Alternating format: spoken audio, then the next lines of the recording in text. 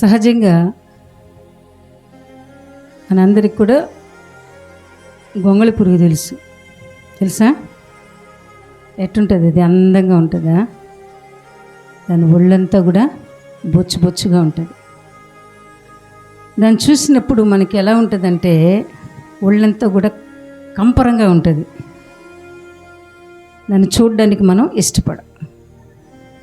అయితే ఆ గొంగళి పురుగు ఏంగా మార్పు చెందుతుందంటే సీతాకోక చిలుకగా మారుతుంది. అప్పుడు మనం ఎంతో ఇష్టపడతాం సీతాకోక చిలుకని. చిన్నప్పుడు కూడా మాకు కూడా గుర్తుంది. మేము ఆ కైలెంబడి ఇదంతా అప్పట్లో ముళ్ళ కంచె. మా ఇంటికాడ నుంచి చిన్నప్పుడు ఏం పని, మనకి ఇంటికాడ అసలు కాలు నిలుస్తుందా? నిలవదు. మనతో పాటు ఒక 5 మందిని 6 మందిని వేసుకొని తిరగతా ఉంటాం. ఎండని లేదా గాలని లేదు.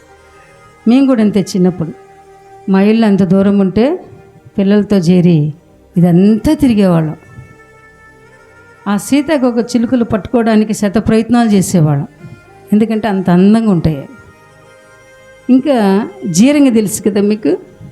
ఆ గుబ్బల చెట్టు మీద ఉంటుంది. వాటిని ఎట్టొకట కష్టపడి పట్టుకొని వాటికి దారం కట్టే మెడకాడ ఇట్టంటే ఇట్టుకొని కట్ చేసేస్తుంది. అది ఏది పడినా కట్ చేస్తుంది తలకాడ.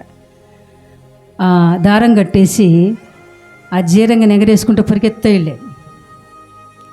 అయితే ప్రియమైన దేవుని బిడ్డ, ఈరోజు పరిశుద్ధాత్మ దేవుడు ఏం చెప్పాలని ఆశపడుతున్నాడంటే, అంటే నా తలంపుల్లో నా హృదయంలో ఉంచినటువంటి మాటలు ఏంటంటే రూపాంతర అనుభవం.